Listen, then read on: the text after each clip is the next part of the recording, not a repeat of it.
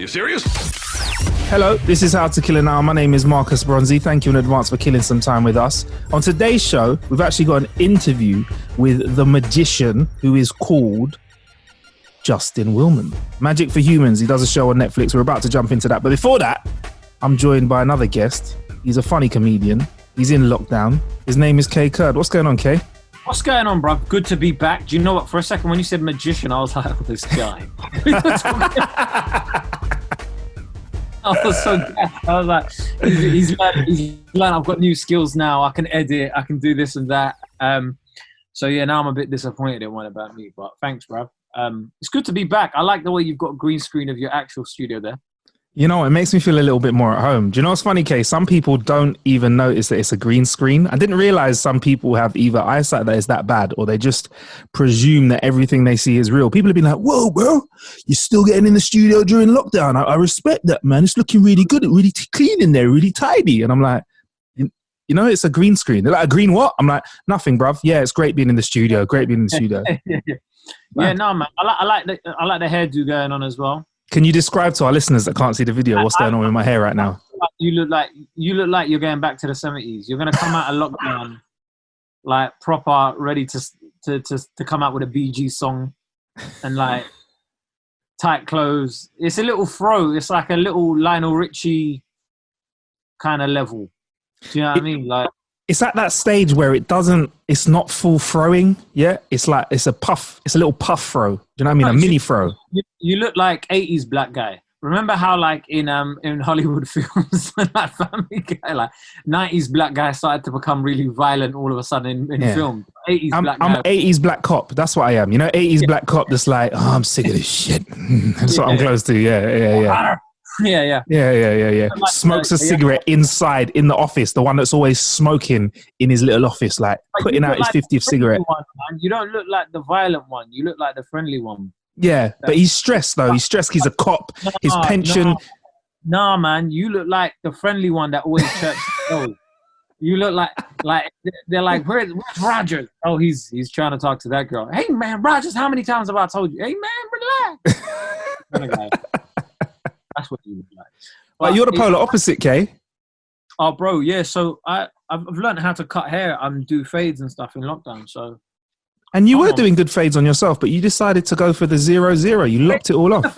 No, this is a 0.5 and that's a 0. So if you see there, it's darker, like it fades down. But I'll probably get this at a level 3 later on. But it's just, do you know what? It's less things to worry about, man.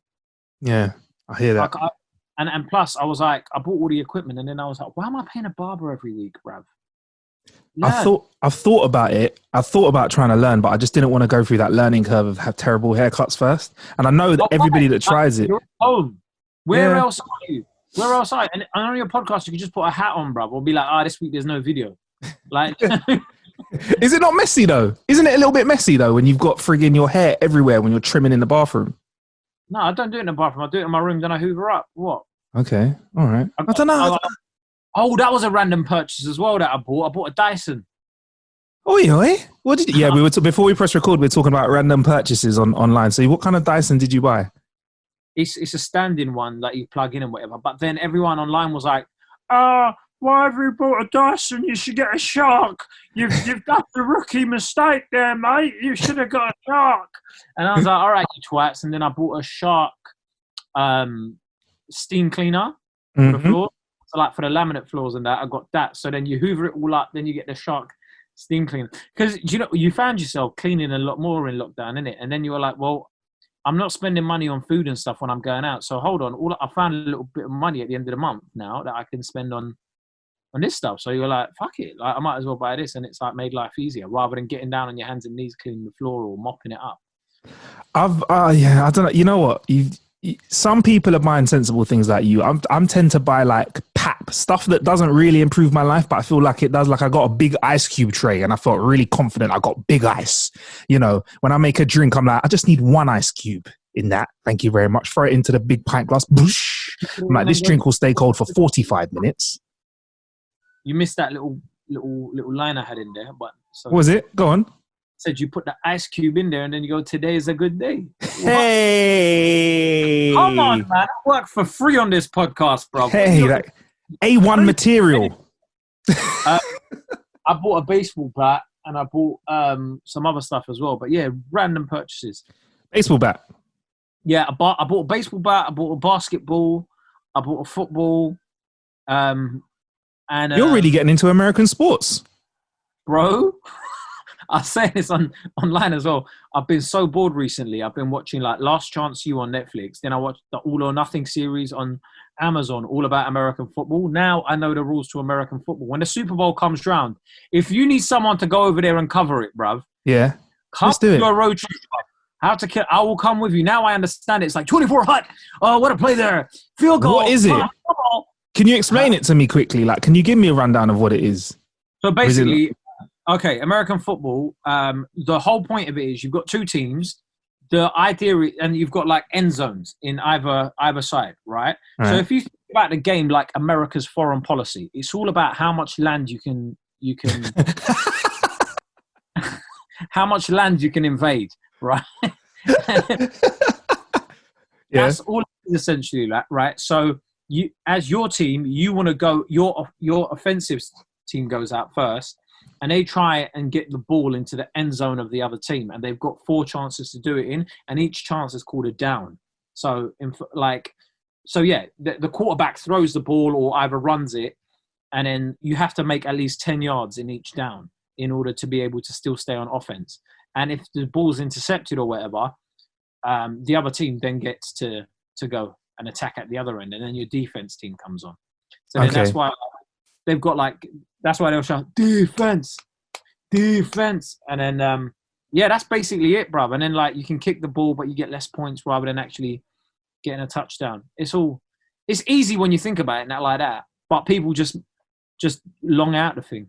So let me get this right. So you have 4 chances to move forward by 10 yards each time.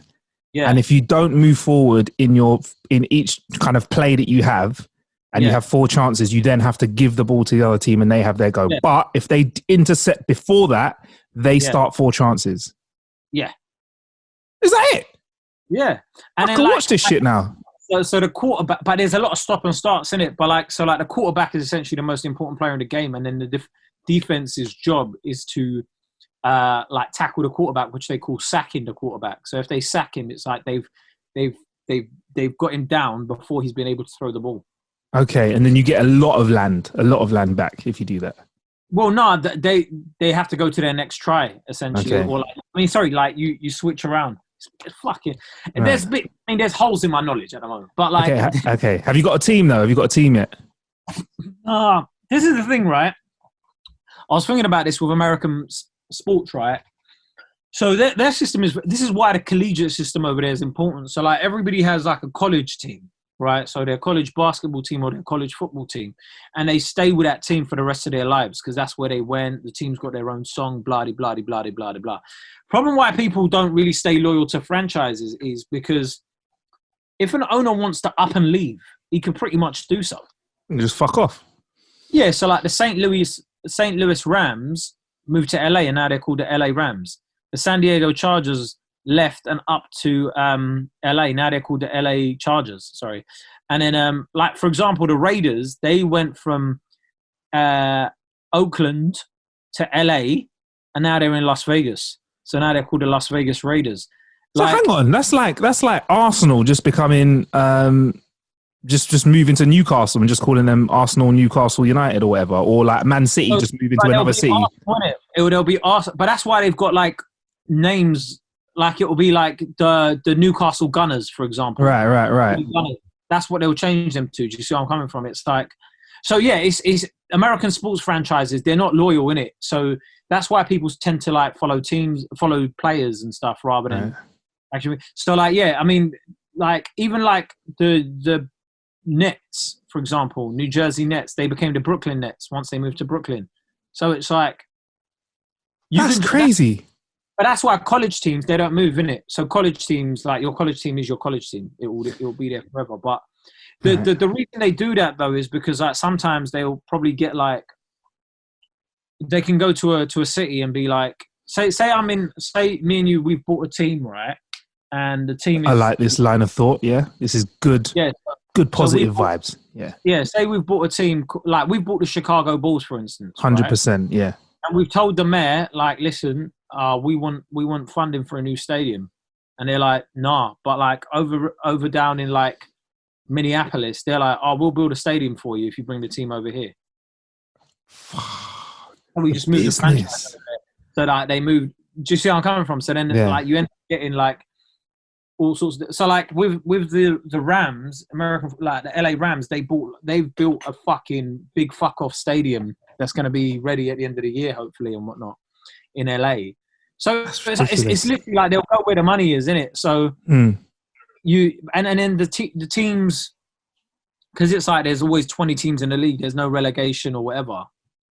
So they've got the business element down for it. Like it sounds like a good business. And this is probably why there's so much money in NFL. Because one thing I have been reading, you're probably more across this, isn't it? There's been like record broken for one of the highest paid sports players ever.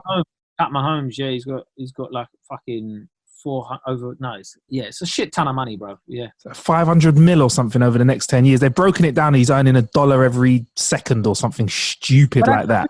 With American sports, like it's weirdly socialist in the way that they behave. Yeah, in terms of like the league structure and whatever. So like there's salary caps.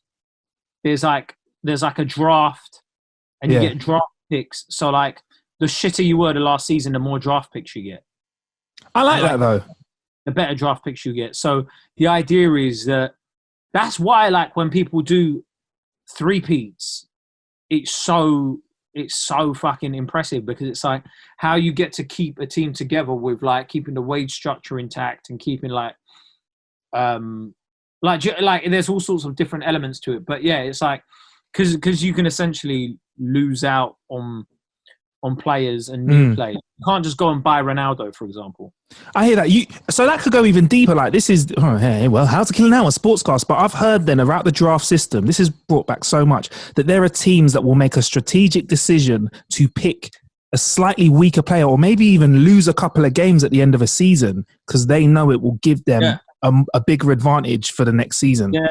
Yeah, it's weird, isn't it? Like, but then there's people that will like trade different picks. They're like, we'll give you 2 second-round picks if you give us your first-round pick. So say a team wants 4 players, right? Like they need players in 2 different positions rather than going for.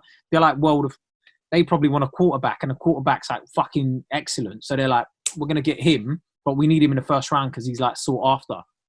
So can we have your pick in it?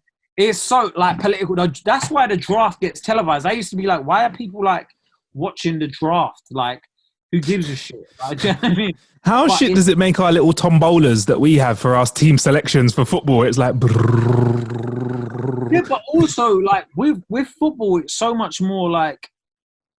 I think there's an element of the American system which creates better, well-rounded people.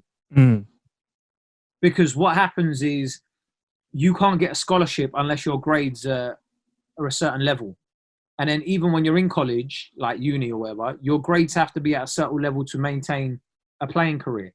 I like that. The idea behind it is you have to, and they give them support and whatever, because the idea behind it is like, you may not make the NFL, so you need to have a good education in place, and we need to make you a well-rounded individual as opposed to just some guy that can play football. Whereas you get like a lot of footballers that probably, if they get injured, what the fuck are they doing? They don't have a degree. They don't have a whole bunch of. So I mean, you know, it's certainly different. But then again, like you see there's so much money in college football and stuff now. It's mad. I didn't realize all of it, but this is what lockdown has taught me. They said pick up a new skill, learn something new, learn a language. You've learned the language of NFL, bruv. Do you know what? I've learned a bunch of stuff. I've learned how to like video editing tech. Do you know what? I was actually saying this to someone the other day. I might go on Fiverr and just sell my skills while comedy. What is the comedy landscape like at the moment? Because we've seen some really interesting things come out of this, which I'll get into in a sec. But what's the general vibe in the comedy circuit at the moment? It doesn't exist. Oh, wow. No circuit doesn't exist anymore. Is it like that meme? Is it like the meme where there's the fire going on in the background? The dog's like, everything's fine. Is it like that? Absolutely. Yeah, nothing is anymore. People are trying to do online Zoom gigs, which I think aren't for me. They're not for me. Let me just say that. Yeah, people are trying that, but I'm not bothering with those. And I think there's an element to it which has been very positive in terms of it has shown people that you cannot neglect the online world just because you feel like you're superior to it, right? Um, I think British comics were very similar to New York comics in the sense where we could just make a living out of gigging, and we thought, well, not me, but like a lot of the comedy circuit just thought they could do that.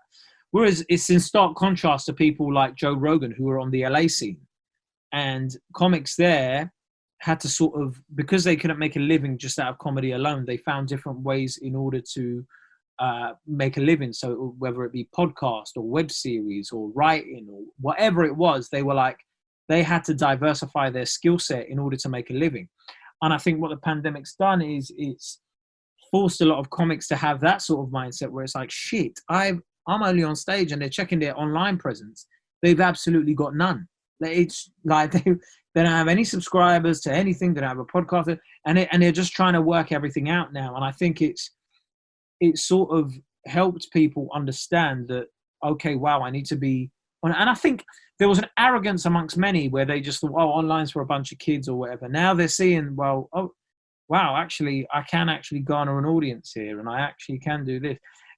And it's so stupid when people think if you're using your phone, then there are people your age or people your audience technically using the same sort of technology. So why don't you make yourself easy to find for them? So yeah, I think it's been good in that respect, because it will change the way I think things are done going forward. But I think a lot of venues probably aren't going to open. I think there's a lot of people probably can't afford to come back. Yeah, just. I mean, but I'm not one of those people who are going to be like, oh my God, we're not allowed to perform comedy. Oh, the It's like, as far as like problems go, like, you know, like there's people that have lost family members. There's people that have like lost their jobs. And not that we haven't lost our jobs, but like, come on, man. There's people that are on the breadline. Like a lot of people, and fucking, you know, get a job, work in Tesco's. I know a lot of comics that have gone back into employment. So nothing wrong with that. Nothing wrong with that at all. You do what you do to keep that roof over your head. Exactly. And yeah, and I think, you know, obviously as a country, we're kind of looking at, after this corona thing, the next big thing, I don't really want to whisper it too loud, but the recession that's going to hit us is going to be something that means that there's going to be two things that we're kind of trying to recover from at the same time. It's going to be very interesting. Plague is back. Oh, lovely. Isn't that a fucking great one? Bubonic plague. Oh, no. Oh, the bubonic plague in China. So. Jesus Christ. All right. All right, well. Enjoying the lockdown. I mean, look, before we get on to something, it's quite interesting that you spoke about kind of live shows, which is going to link into what I'm just about to talk about. Yeah. But it's interesting that, like you said, that people like yourself, you've always kind of made sure you've had an online presence. So you did your live stuff, but you've also provided some content for people that are online, whether it's a clip of your live show, whether it's a skit for your live show, whether it's TikTok. You're always experimenting and testing. And I think my special on YouTube here, bro. Yeah, and exactly. And now loads of comics are doing it, which is fucking fantastic. Because it's great. It showed that, listen, man, like you can garner an audience just putting your stuff out there on YouTube. Yeah. You don't need to wait for a TV company to go, yeah, well, maybe we'll take half an hour of that. Yeah, exactly. You put it at this venue with this audience. It's like, it's not my audience. And you did a bit too much of that Black Lives Matter stuff. I mean, it's great. Black Lives Matter is great. But can we just, if there was like a percentage that we could bring it down to, how would you feel about going down to like a 4%? It was a bit sweary. Yes. All of that stuff's gone. But yeah, like I've always been one to like promote doing that. That's why I thought it was very important to put my stuff online, and lo and behold, people are starting to see the benefits of it now. Well, I always say to people that want to go online that are kind of used to this old system of kind of using a big platform like the BBC, your Channel 4, your big networks, which there's no problem with, even Netflix as well. That's great, but you can be at risk of losing a bit of your editorial control, and that's what makes you. Do you know what I mean? I think the best thing about watching your comedy, Kate, is that you're like that in real life. It's like I'm talking to you. It's not like you've been kind of cleaned up and cleaned up's the wrong word. It's not like you've been sanitized. Yeah. And then she said, I can't stand that shit. Yeah. Exactly. And you're like, frigging hell, sugar. And I'm like, no, he wanted to say shit there. If you want to say shit, say shit. Do you know what I mean? So that's interesting. And another geezer who he done a lot of improv comedy, and he was a stand-up, Bilal Zafar Cakes, he's known as. He literally just threw on Twitch, and he was like, all right, I want to do live streaming, but I don't know what I want to do. And he's like, you know what? I like playing PES. His PC, and he says this was so old that it couldn't handle the new PES. So he's playing PES 5 from 15 years ago, putting on a suit and a tie and just pretending to be a manager, having fun with it. And he's got a really good trajectory off that as well. And I think it's a combination of being yourself and having fun with it. And I reckon if he tried to pitch that idea to his agent would have gone, I don't, mate. Well, I mean, it's a lot of people that don't really understand the online world. So, exactly. But Bilal's found, because a lot of Bilal's comedy, like if his Edinburgh shows, were him with a whiteboard, not a whiteboard, sorry, a projector, and he's showing people what was going on. So he's sort of taken his strengths and brought it to the online world. So he's like, I'm very good at like doing this, so why don't I do this on the online world? And he's funny, man. The idea that the footballers are drunk when they're coming into training or whatever, and he's like, or like, you know, he's trying to organize a comedy night for the team and stuff. It's hilarious. Like, what he's doing. I think he found his niche, which is great. And I think that's the hardest thing for people to understand. I mean, it's like a lot of people start YouTube, and they're just like, yeah, I'm going to start a YouTube channel, but they don't have a niche.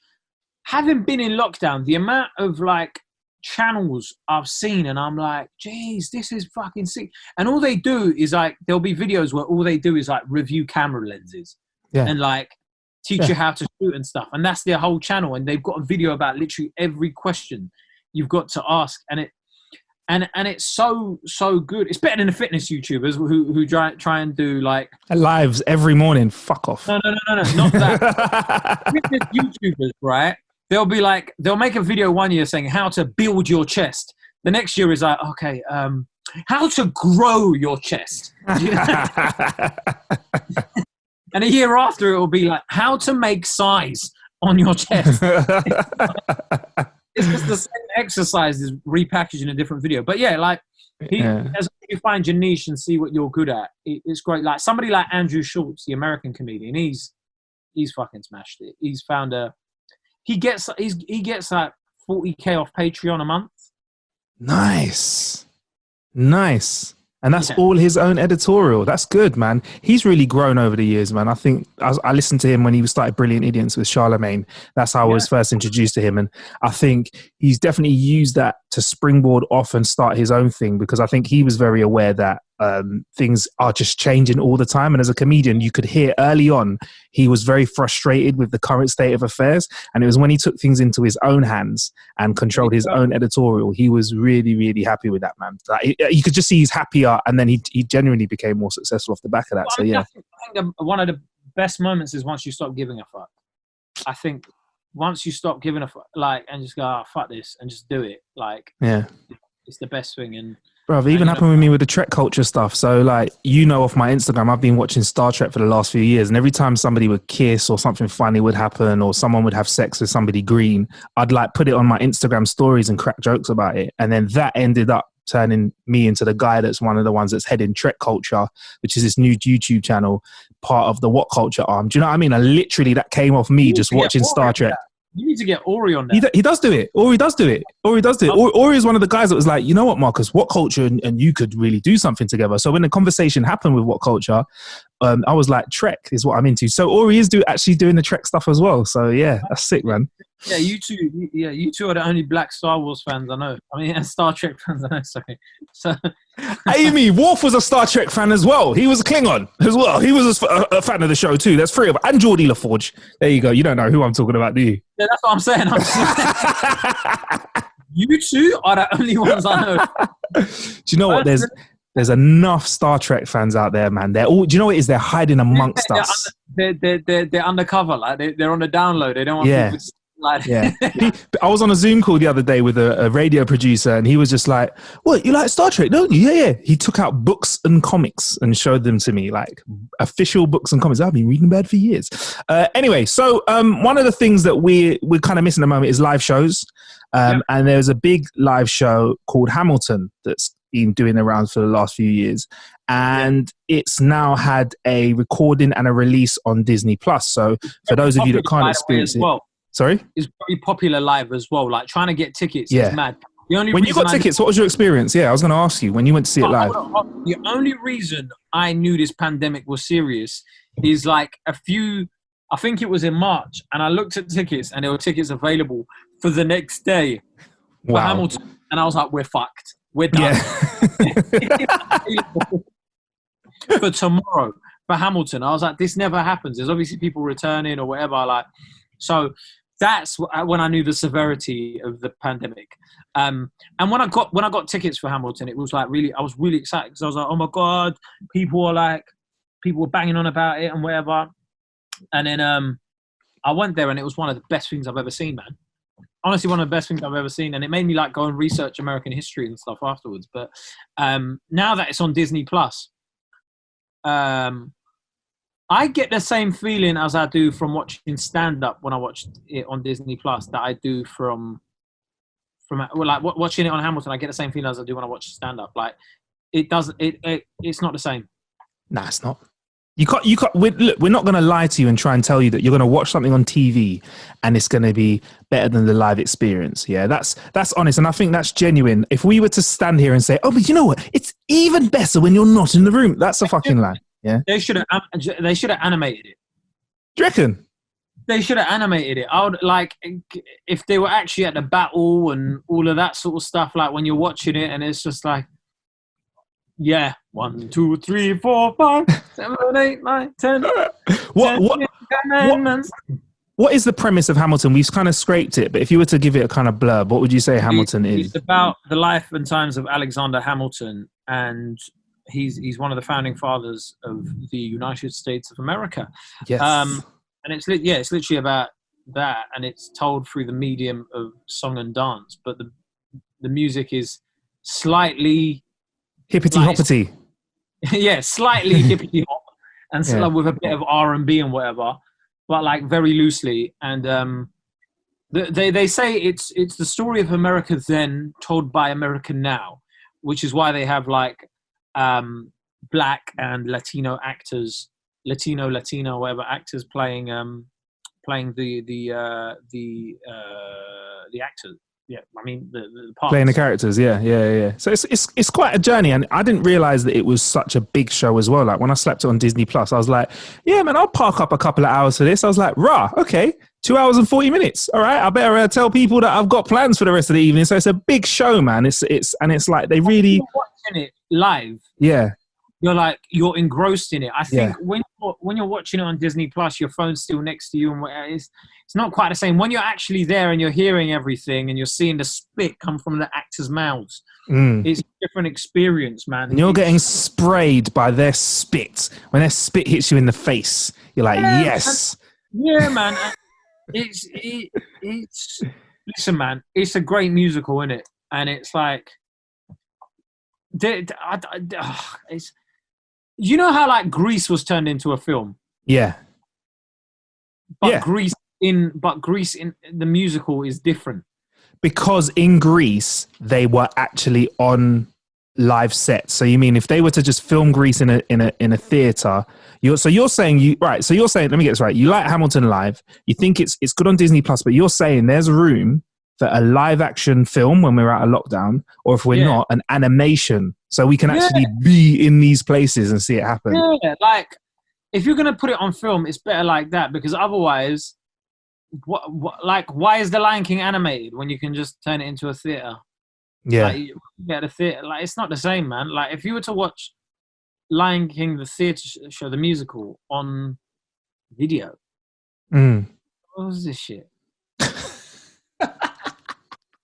Even though, like, when I watched Lion King, I was fucking blown away by it. Like, it's...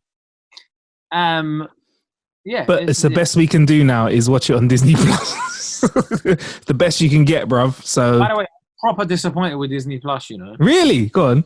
Yeah, I just... Like, there's all these... people are like, oh my God, the amount of films on it. And you look at the films and you're like, you know what? I don't want to watch nothing from 75, bruv. Like... I've been watching X-Men. I can't lie, bruv. X-Men was dope. I can't lie. I got stuck You into see all X-Men. those things, right? Like they're great, but you know, there's elements of it where you're like, is this actually good or is it nostalgia? It's nostalgia and Wolverine, isn't it? There That's what it you is. go, Nostalgia man. and There you Wolverine, go. 100%. Yeah, there you go. A lot of it is nostalgia. So then you're watching this and you're like, this is actually garbage, bruv. What was I doing watching this, bruv? I got like through 10 minutes of Pocahontas. I was like, this is trash, bruv. Yeah, And but when I was younger, I was like, oh my, this is great, bro. Like, this is yeah. sick. And like, I tell a lie though, there was a few, I like the Pixar stuff. I like watching, Like Wally and Wall-E. stuff like that. Yeah. Yeah, I like Wall-E. I watched Bolt. Bolt isn't Pixar though, but yeah, there was a few things on there. I was like, yeah, I can watch this. But I've seen the Marvel stuff and whatever. But you know what I like? I like Now TV. But yeah, that's a different story. Yeah. Well, I suggest The Mandalorian to you on Disney Plus, though, bro. That's dope. Even if you don't like Star Wars. Star Wars, yeah, and I'm not into that, man. I've only ever watched one Star Wars film. Which one did you watch? Episode 1. Bad idea, bruv. That's literally out of all of them, that is the one that is everybody eye rolls at. Yeah, but I was like, I was a kid as well. It was when it came out in cinemas, and I watched that in cinemas, and I was like, I can't get to. Darth Maul, is that his name? Darth Maul, voiced by Peter Serafinowicz. He's a Londoner. He was my favourite character, though. I like the baddie. I was like, I'd love to play him. Maul. Yeah, sick. I'm playing the villains, man. I wanted to play the villains, man. Any casting directors that listen to this, make me a villain, man. I'd be well up for seeing you a villain. I'd like you to be like a mafia crime lord. That's what I'd like you to be. I'd like you to be the crime lord that dresses in a nice suit, but doesn't mind getting involved. So if there's like a torture scene, he comes along and he does a little bit more than the guy that's doing the torturing would do. Like having a cigar cutter on you and you're smoking a cigar and you go up to them and like cut off the tip of their nose. That's like, you know, Sebastian Maniscalco. He's a comedian. Yeah. He was in he was in The Irishman. Yeah, and was in The Green Book. He's a flipping hilarious comedian, and he's great at acting. He does those Italian roles. He's like, hey, buddy, hey. Of course, yeah. What are you talking about, huh? Handle it. Listen, I got something for you right here, okay? Anyway, bro. Thanks for having a chat with us about Hamilton and how much you don't like it. To be honest, 30 seconds of Hamilton and the rest was just catching. Nah, we got to catch up though. Before we go, what are you streaming at the moment? Before we go, what are you actually watching and enjoying? Do you know what? I just watched Michaela Cole's "I May Destroy You" on the iPlayer, which it's great, but it also reminded me why it's important that HBO produce stuff. Because they rarely get it wrong, man. HBO, they rarely get it wrong. And I think there was a great conversation surrounding ownership with the way that was created. She turned down Netflix's deal because of, she wouldn't retain the ownership of the whole series, which is a great thing for creatives to understand. And I hope we see more of that. I mean, of course, 100%. at times you need money, but you know. Yeah, but there's a nice happy medium you can get with that. Lease out your IP for the year, 2 years, get it back, never sell it, man. Don't have to buy back your masters. Like 100% agree with you, man. All right, cool. I'll check that out, man. Yeah, and also if you're like I said, watch All or Nothing, in it, that whole American football series. You start. It's I don't know. It's easy watching. That's what I'd say. It is easy. Last Chance U was great. Dude, I've watched so many things, but I can't really get into series. Really? You know? So that Netflix one, is that not a series? The NFL one, is that not a series? Yeah, but I'm talking about like anything with like a narrative and like characters that. Do you know what I mean? Like, it requires you to engage it. Yeah, people were telling me to watch Money Heist. I got bored. I tried watching A Wire. I got season 2, and I was like, what's this called? What's it? Shipyards and stuff. No. Really, like there's lots of. I think with lockdown, because you're just at home all the time, anything that's too taxing on you, you're like, oh man, I can't. Like, go away, man. Like, let me just. Yeah. I've been watching Dark, which is about time travel, and it's a great show. But I've had to put. You think it's crap, bruv? I love it, but it's time traveling. It's right on my street. Time travel and sci-fi, but it is such a complex timeline. Multiple times in every episode, I have to stop and like Google one of the guides to understand the character, because the time travel movement in it is so ridiculous that if you don't keep on top of what's going on, you can just lose yourself within half an episode. You have to engage that show. So after watching that, I need something that is just like junk food for my mind. I need something like The Floor is Lava on Netflix. I've been seeing like shows like that where it's just people running around. Games of The Rock. What was that like? Just Americanized, like, do you know what I mean? It's just like, oh my God, it's the Titan Games, and we've got, like, they love a sob story, innit? Like, oh, why are you here? Because I broke my nail when I was, like, filing papers at work, and this is, like, my one opportunity to get back. Shut up, man. But, like, that kind of stuff, innit? But it's just good, like, you're watching it. Hello? Yeah, the Titan Games, yeah. You screen shared, yeah. That's all right. I just put the Titan Games up to show you, actually. I put the logo up, yeah. Yeah, it's just, but you look at it and you're like, what is this? And then I was watching it with my brother, and we were just taking a mick out of people that were on it and whatever, and it was quite funny. But yeah. Yeah, jokes. All right, man. Right, Titan Games. I will check that out. All right, bruv. Well, thank you very much for killing some time with us, bruv. It's good to have a little catch up with you, man. We need to send you some bits over, and then we can have a little talk about some tech that you've had your hands on. Let's do it. But right, time for us to step into our Justin Willman Magic for Humans interview. Actually, before that, where should we find you online, bro? Everywhere. Kurd, Kaekurd, everywhere. On YouTube, on. Listen, I've got accounts on Twitch and TikTok and all of these, just so nobody would take my name. So standard. It's at Kaekurd on everything. You search it, I'm there. Definitely. We'll put a link in the show description as well. Anyway, time for us to step into our Justin Willman interview, where we had to talk about his new show, Magic for Humans, on Netflix. Just. So this is How to Kill an Hour. My name is Marcus Bronzy. Thanks in advance for killing some time with us. On today's show, I'm going to be joined by a guest who's born in St. Louis, Missouri, but now lives in Los Angeles, and he doesn't own a rabbit. Why is that important? Well, it's because I'm being joined by magician Justin Willman. How you doing, man?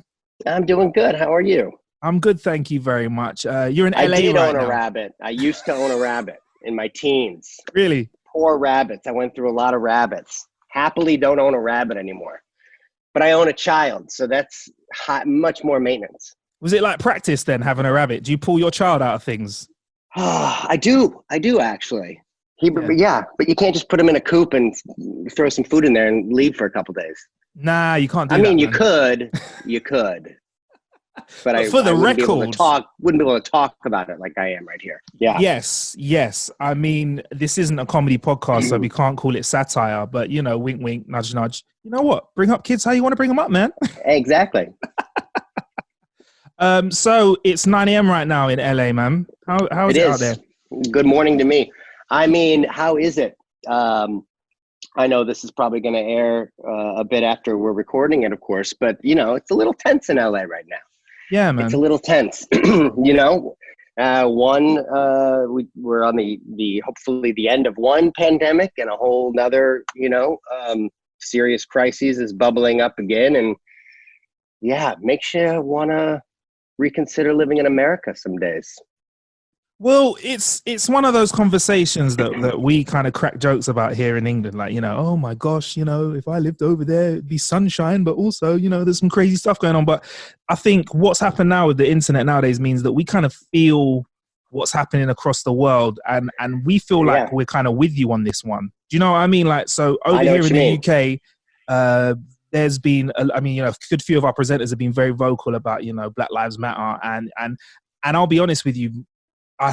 Increasingly over the last few years, it doesn't feel like stuff's happening over there. It feels like it's happening on a worldwide stage, and Isn't that weird? It is, right? But there's good things about that as well. For instance, the internet, the fact that we have things like Netflix. Like, we're going to jump into talking about your show today. The fact that we can kind of experience it and be with you, and it's not so much he's a magician from over there. I feel like you're one of ours as well now, man. It's I'm in your living room. But it's interesting that I think you're able to watch it from across the pond with a little bit of perspective, and it feels like most people here, they just are too stuck in it to see the full picture. And It's very difficult when you're arguing with someone who's literally, you think, seeing the same thing you're seeing, but they don't get the big picture. But Yeah. you know, you guys, we all have our troubles. No matter where you are, you got issues. If you're on your own little island in the middle of nowhere, you can't get Amazon, so you're going to have issues anywhere. Yeah, but So, free coconuts, man. Free coconuts everywhere on an island. You know what I mean? Coconuts for life. Exactly. But yeah, no, you know what? I appreciate you being honest, because there's one thing that I don't want to do on this show and just like pretend that nothing's going on in the world. But so yeah, I appreciate your realness there, Justin. But yeah, of course. On today's show, obviously, we're here to talk about magic, man. And I believe that magic's been a big part of your journey throughout your life. So right now, we're kind of experiencing you at some of the highest points. You know, we see you do specials. You know, you're on the 3rd series of your show, which I can't fucking wait to talk about. And you're killing it. But how did you get from, you know, the story where, you know, a kid picks up a pack of cards, I'm sure you're about to tell me about, to where you are now? How does that kind of transition happen? Because I had a pack of cards, I had a couple of tricks when I was a kid, but you know, yeah. I'm nowhere near where you are. Netflix. Yeah, man. You know, it's so funny because I think back on that a lot. You know, because we all say what we want to be when we're 12. You know, I want to be whatever, and it's like often the pipe dreamy thing. And I'm kind of one of the rare instances where I got to do what I said I wanted to do, you know, either by just, I mean, there's a lot of dumb luck, but I think there's just a lot of like, something about the way my parents raised me. I had to have this kind of confidence in the unlikely path, but, and then mixed with just a good, healthy sense of denial that I actually could pull it off. Because when I was 12, my story, I broke my arms when I was a kid. My doctor, I was riding my bike while wearing rollerblades. So I broke both of my arms at the same time, like a dummy. And my doctor recommended card tricks as physical therapy. So he had me get that deck of cards. My parents showered me with magic kits, just trying to like do something because I was so hopeless. And then I've been doing it ever since then. Started doing kids' birthday parties. I kind of loved the art of magic. And then my dad specifically loved the entrepreneurial aspect of it because he very much just wanted me to not be dependent on my parents or whatever. Like, you know, he was ready to cut ties, I guess, early, but he was very, very much a fan of the fact that I could advertise and do gigs and make money. So I like that as well, just because it's kind of nice to be financially independent in high school. And then that snowballed into doing, walk around gigs at restaurants and bar and bat mitzvahs. And then I went in college, I started touring colleges, which was kind of a big part of my evolution, trying to figure out what my comedic voice was as a magician. And then, I've been in LA for 18 years. And I think as soon as you're out here, you're surrounded by the idea that, like, you know, everyone's on the brink of stardom, you know, you just gotta wheel in and deal it. And you're just kind of like trying to come up with things to pitch. What's that big idea? And it took 18 years, well, I guess 16 years to finally get that overnight success and get someone to put you on their airwaves. Yeah, I hear that, man. And you've definitely carved out your voice. That's quite an interesting thing to get into. For those that don't know about your magic style, what is your voice, or what's your kind of take on magic? Because I feel like it's very unique.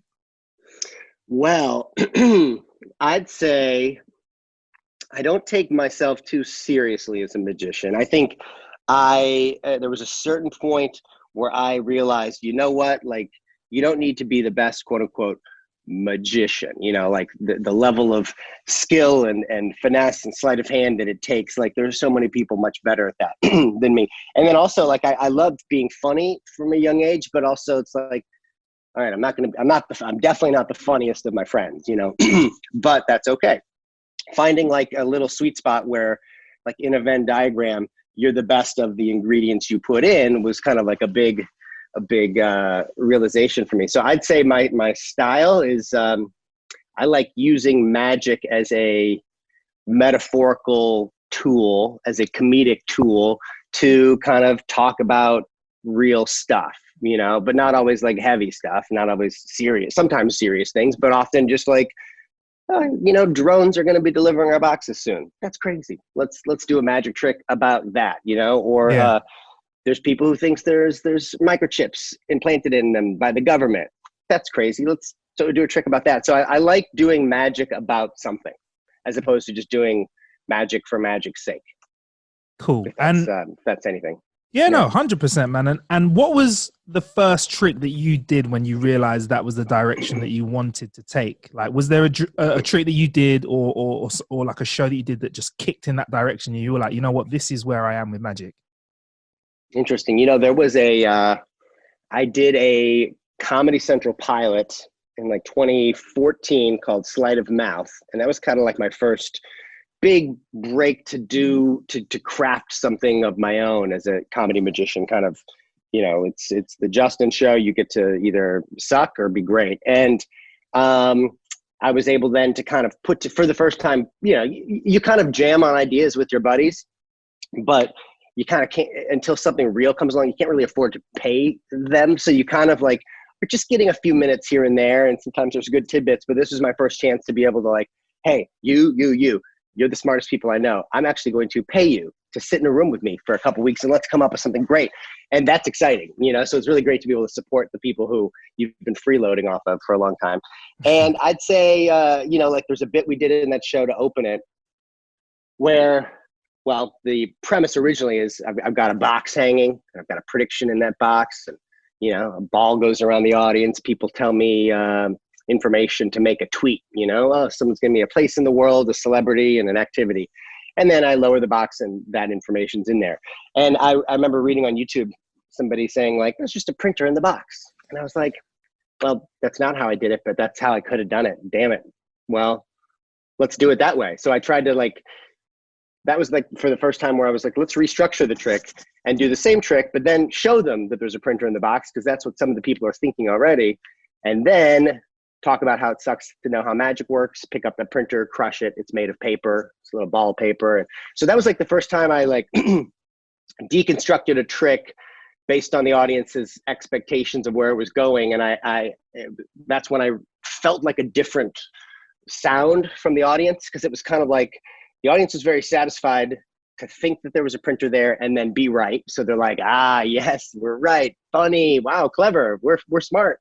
And then to crush that printer and just hear them like it was what an audience loves, to kind of be right, but then be wrong. If I left it at that there was a printer in the box, they kind of walk away with, oh yeah, that was funny, but that wasn't magic after all, was it? So you kind of, anyway, it was just some sort of little ingredient in that one trick that kind of, I felt like I broke into a new ground for myself.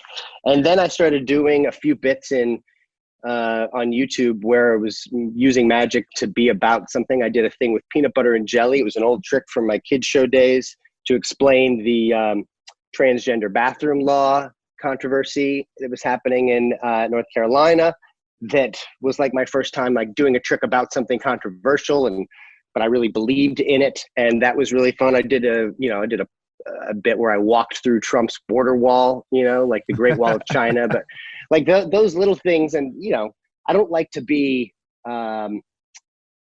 controversial politically these days anymore, because I just found that it would rally the people who agree with me, but really alienate the people who don't. And it wasn't about any kind of conversation.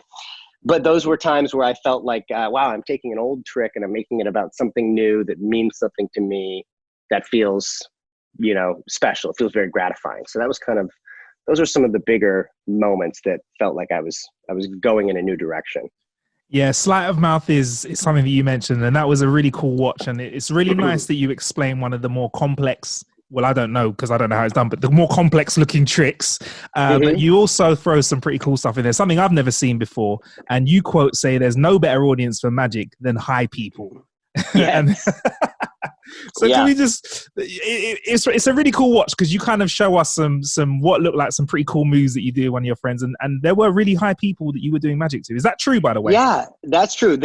So when we shot this, it was kind of right after, in California, there were all these medical marijuana dispensaries. So that was when it was very new. Everyone was still kind of like, I can't believe we can go into a brick and mortar establishment and buy weed, and I, I was never a huge, well, actually, I guess I was kind of a huge stoner. I was I was a business hippie, as they would say. Okay. Right. For years. But then, and I don't, something about weed just I stopped being as productive. So anyway, not trying to disclaimer defend my marijuana use, but at the time it was it seemed really funny to go into a dispensary and do magic for high people, but specifically do magic that is, what do they call it in magic? I guess they would say it's like a sucker trick, or the kind of trick that you're doing it for one person and they don't know how you do it, but everybody else knows how you do it, like throwing something over their head, perspective type things. And I went there with Doug Benson, who's a comedian who's known for being a marijuana aficionado. And that was one of the most popular little bits, because it was just stupid, simple tricks, but the context of it made it really special. I think that, I'm glad you brought it up, because was a learning moment for me, that, you don't have to reinvent the wheel every time. Just doing something simple in a context that makes it unique and original, like makes the whole thing unique and original, which is nice. Yeah, man, it was real cool. Is there still like an excitement about weed being legal now? Because, over here, weed is still something that isn't, legal for you to walk down the street with a joint in your hand, Something about once my wife and I had a kid, like I just kind of was like, it doesn't feel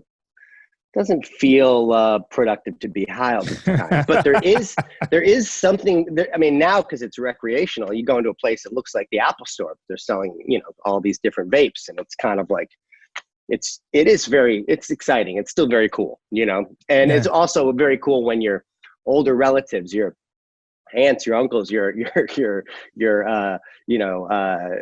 they come to LA and they're like, hey, I read about these THC lozenges, or there's some drops, or I need some CBD. It's like, all right, we'll take you to the store, so that's kind of nice. You got to love the secret stoner. Yeah, the secret stoner. It's like, the normalizing of it, brings out the secret stoners in a nice way. Yeah. 100%. I mean, one thing that's it's not as a big a thing here in the UK, but I noticed in the US is like loading a bowl. I didn't even know what that was till I came to the States, where you like have a little pipe and you just put a little bit of weed in it, smoke it, and then it's gone. Over here, we're quite joint heavy. It's about rolling joints. Yeah. So and specifically, I call them spliffs. That's what we call them. Yeah. It's kind of a half joint, half weed, half tobacco. Yeah, that's the one. Amsterdam style. Baby. That's like that's kind of how that's the only way I would smoke weed for a long time. And there's something about the ritual of it. Yeah. The rolling of it, like packing a bowl. I don't know. I'm not in college anymore. It seems, why are you trying to get it done so quick? You know what I mean? Yeah. What, you don't want to smell like Amsterdam for the rest of the day? You're not living your life. So I get it, man. It's like making a cocktail, isn't it? Like when because now I'm a refined drinker of alcoholic spirits instead of just smashing beers. Yeah, when I make a nice cocktail, and I've got my nice little martini glass and some proper ice, and I finish it off, I'm like, cool. Yeah, I want to make a mess. When you're rolling a spliff, you kind of made a mess. There's some things everywhere. You're making an old fashioned. You've got some cherries dropping all over the place, but you've got this beautiful thing that you're very proud of. Yeah, it's good. Right, before we get on to talk about the show, lockdown for you right now. You're at home with the wife and the child, I believe. It looks like you're in a very sparse room at the moment. It looks like this is a place where you expand your mind. Can you just explain to the listener where you are right now? We've been asking everyone. I'm in my son's playroom right here. Okay, so I'm in a baby's room, and normally I wouldn't do this Zoom in here. I'd do it down in the office or something, but. He's up right now. He's having his breakfast downstairs, and I didn't want baby yelling to interfere with our serious conversation. Yeah. My wife's mom is also out here with us. She's been out here for like 2 months, thank God, to help us out. And so it's the three of us and our 2 dogs. But yeah, this is a good quiet room. I've never done a Zoom in here. You're not the first person to be in their kid's room. I believe you're the third person in like the last 5 episodes to be in their son's bedroom. So really? It's like an ongoing thing. Kind of here. And I got a pillow behind me, and I could sit in my son's chair here. Yeah, that looks pretty comfy. It is very comfy. I'm very, very jealous of it. Yeah. Yeah. So that's where I'm at. Fair enough. What's it like having the in-laws over or the mother-in-law over? It's fantastic. Like, my wife and I moved into a slightly bigger house than we used to live in right before our baby was born. So now we kind of luckily have a bedroom for her to stay in. Otherwise, it would be a little tough. But, for the first month of quarantine, it was just me, my wife, and our son. And, no babysitter help or anything like that. So it was full on. That was the only job every day was to keep this boy alive, keep him fed, keep him happy, not in harm's way. And also so your I son. wasn't able, and also my son. Exactly. Yeah. I mean, I can barely take care of myself. There's no time for rolling those spliffs. Still no time for that. But so I'm happy she's here. She kind of, obviously sometimes feels like she's being an imposition, but it's like, no. Listen, I want you to stay. I know you think that I have to say that I want you to be here. And I do, probably, to be polite, but I really do. Don't go back. And I don't think she'll be going back anytime soon, because who wants to be on an airplane, right? No, she's not allowed to. She has to stay. I mean, she has to stay forever. You have the house keys, so the door's locked from the inside, I believe. Exactly. And older people don't move that fast. You're still young and in your prime. I could chase her down. Yeah, of course. Bring her back. I got her. 100%. So what I really love about Magic for Humans is that you take magic and you really flip it for us. And you kind of alluded to the tastes that we'd get from Magic for Humans when you spoke about your special. For somebody who's going to experience your show for the first time, how would you explain what it is to them? I mean, if I would say in a nutshell, it's a funny magic show. And that, if I had to say a couple words, that would be, it's a funny magic show. I would say if they said, tell me more, I would say, okay, well, it's a funny magic show where we use magic to explore the different themes of the human experience. And then they're like, huh? And I'm like, well,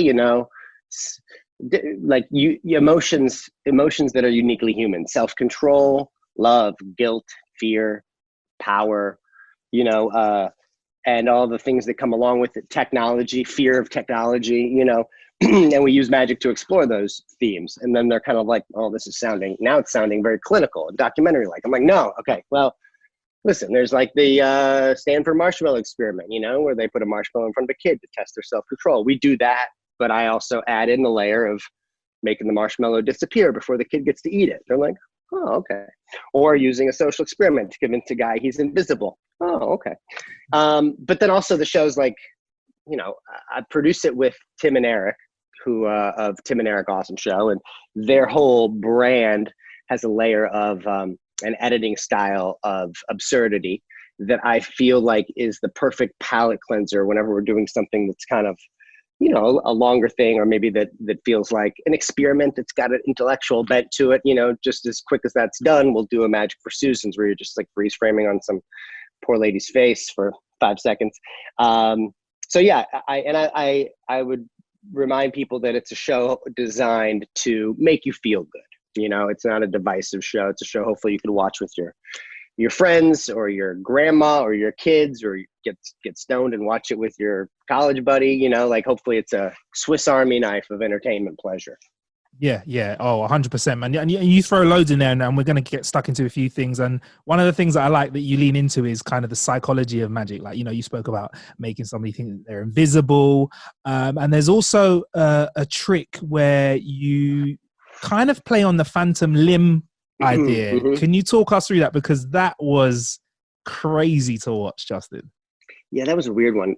I love finding these little, scientific based things or experiments that are real, at least that, like, if I'm going to do a 3-part thing, part 1 is real, so the phantom limb where you put a fake rubber arm where someone's real arm should be, and their real arm is just out of view, and you brush the real arm and the fake arm with a feather at the same time, they will associate the sensation with the fake arm that they can see because they can't see their real arm. And that's how the experiment starts. That's like the pairing process, the Bluetooth pairing process. And then the experimenter takes that hammer and smashes the fake arm, and the person will wince and freak out because they've now been programmed to think that that's their real arm. That's the real experiment.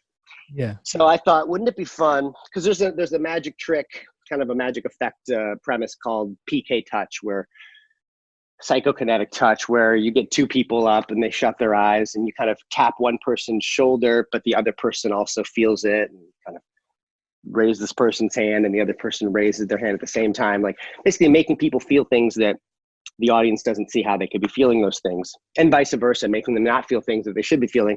I thought, wouldn't it be fun to put that into the phantom limb experiment and pass it off as science, because in the episode it's about power, and in this case, kind of the power of authority, how we put someone in a lab coat, we kind of believe the BS that they might be saying if they say it confidently enough and look like they have the authority to be saying it. And so that was a fun experiment, and it was a weird one because it's kind of like the magic is not overt. You're kind of like, when does the science end and the magic begin? Which I kind of like. I like, like David Blaine has really carved that new realm of, real or magic, where, sticking an ice pick through his hand and you're having this debate with yourself.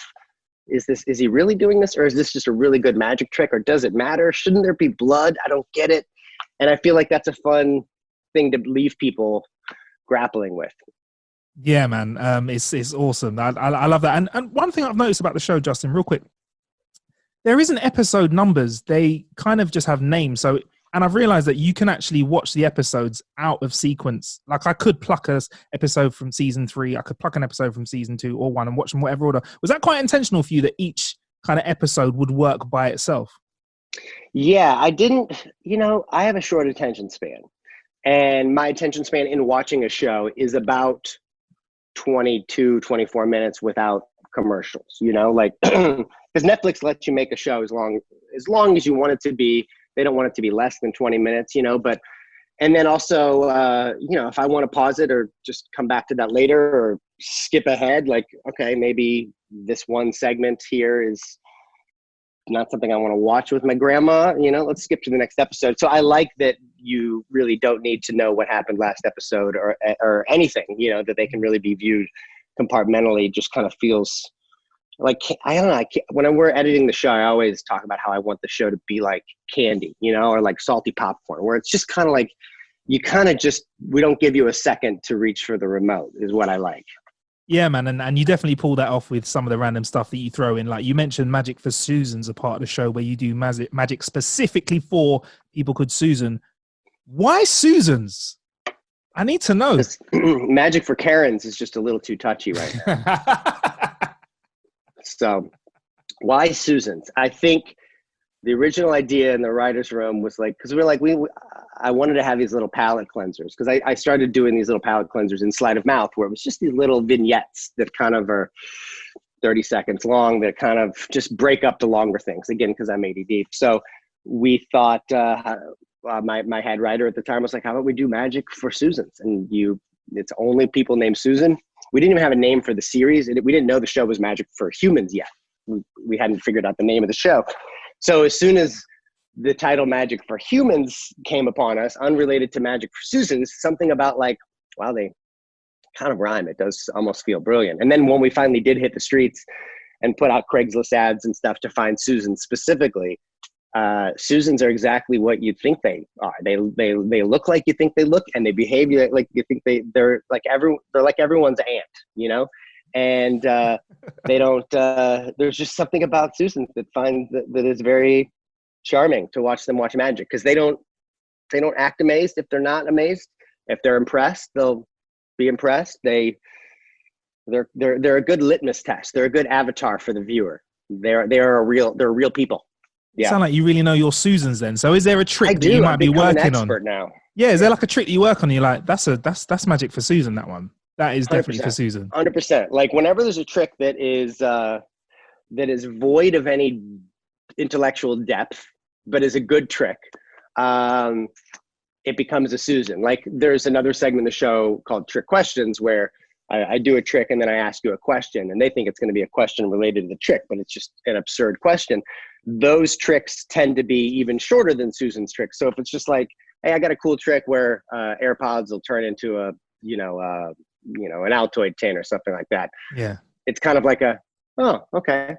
And then here's the question. But if it's with a Susan, the trick kind of has to have a beginning, middle, and an end, but it can be completely tangential from any sort of meaning or anything. So yeah, Susan tricks.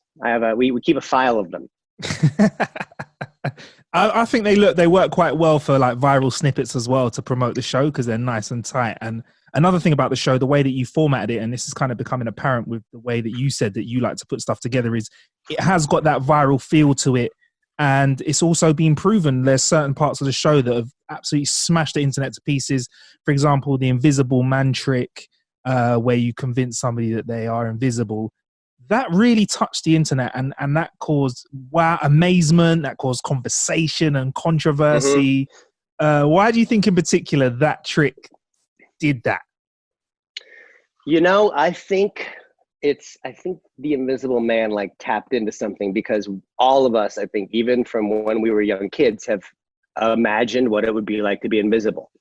Like something about, and also like Harry Potter, the Cloak of Invisibility taps into that as well. But just the whole debate, like if you could have a superpower, flight or invisibility, what would it be? Like I remember from a young kid, like debating this with my friends, thinking like flight would be amazing, like all of us kind of dream about flight, but it's really hard to pretend that you are flying. But with invisibility, you can make believe invisible. And the only thing that makes you believe you're invisible is if other people act like they can see you or not. So that, I think it tapped into a thing that we'd all already thought about and forgotten that we thought about. And I think people love being in on something. People love a good prank. People love a prank that, what makes a prank even better is if it's not like a mean prank, like if it has a real power to it, but it's not mean, which is fun. And although the Invisible Man did turn mean when people were recreating it and stuff like that. But I think we gave the viewers enough to recreate the bit on their own. Like, here's the premise. You're going to do this. You're all going to pretend this. For your convincer, you're going to have a picture on your phone without them. Have at it. And, they didn't need to do the bit where I really made someone disappear and all that. So it kind of became a DIY thing. And I didn't mean to make it a challenge type thing. I had no idea that was going to happen. It was like a 6.5 minute video. I didn't think it was going to be a viral part of the show. Go figure. A lot of people took part in that challenge. A lot of people made children cry. And I think you made that okay as well, because you also have done that in your show too. I have. I did make that kid cry. And I almost made my son cry in the very last episode of season 3 with the birthday noisemaker, but he did not cry. Okay. So in case you're wondering, when you see that at the very end of season 3, when I blow the horn, he was startled, but he did not cry. So I'm a good dad. I thought that was hilarious. I was like, no, they didn't write that in, did they? Because you could tell by yours and his reaction. He was not ready for that. And trust me, there was a lot of debate in the edit about like, am I going to be an asshole? Do we leave this in? And typically, like, it's so funny, you have to end up just trusting your gut, because in the edit, you got people saying both things in your head. Oh, no, it's great. You should go farther. And other ones, people are like, moms are going to hate you. And I'm like, moms already hate me. You just got to do you. No, I like those bits because that keeps it organic and that makes it even realer for me. Because if it was too sanitized, too clean, there were no trips or drops. It kind of, no one likes anything too polished. Do you know? It's like 100%. It gives it some realness. I've seen you doing quite a bit of magic to your son. What's your son's name? Shut up, a listener, please. Jackson. Jackson. So you've been doing some tricks with Jackson on social media. Has he got his own custom chair? On his chair, yeah. Oh my gosh, he's living the life. It's from Pottery Barn. Didn't get it for free, but maybe we'll get another one now for free. Shout out to Pottery Barn. If you make one for somebody who's 6'6", then I'll take one of those, please. If not, I will have a very comfortable head, I guess. Because good pillow, yes. That looks like it'll make. Justin showed us a fluffy chair, by the way. Listen to the podcast.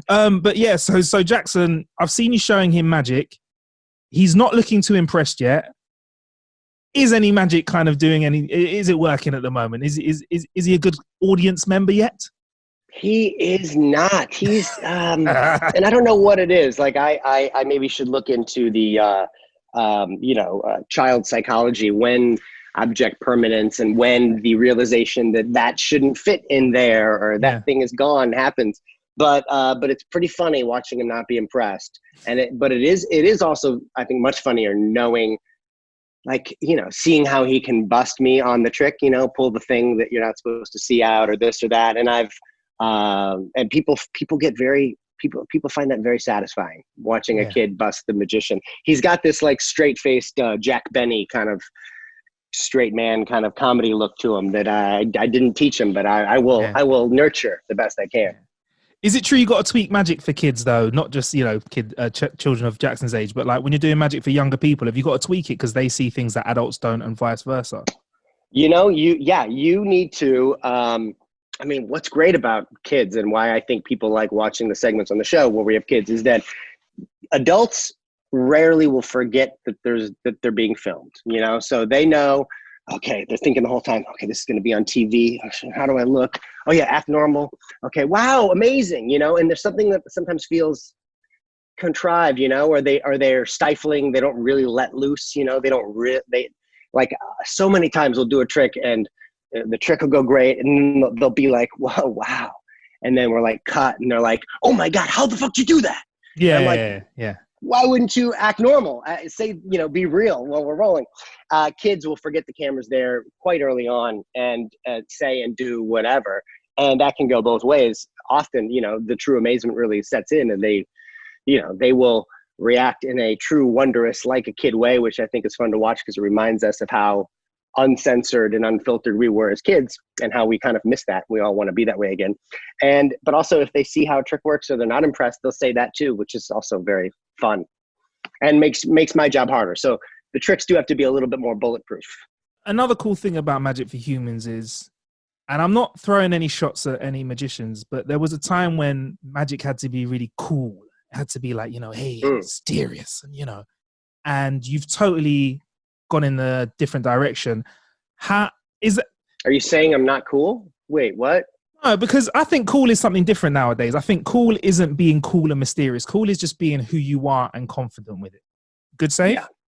Good save. Good save. Well done. But cool is being confident with who you are. And I feel like you really share who you are with the audience by really opening up. Like you share your family members, you share your son, you share your wife, you share personal things about your parents as well.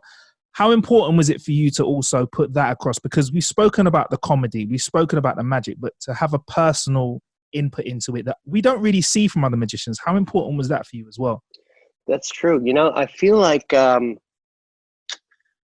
was when my wife and I got married, we had a video of our first dance, where I did a trick, levitated in the first dance thing that went viral. We made like a little drunk history spoof just to play at our wedding reception about how we met that like really took off. And when that happened, I remember just thinking like, man, people love real shit.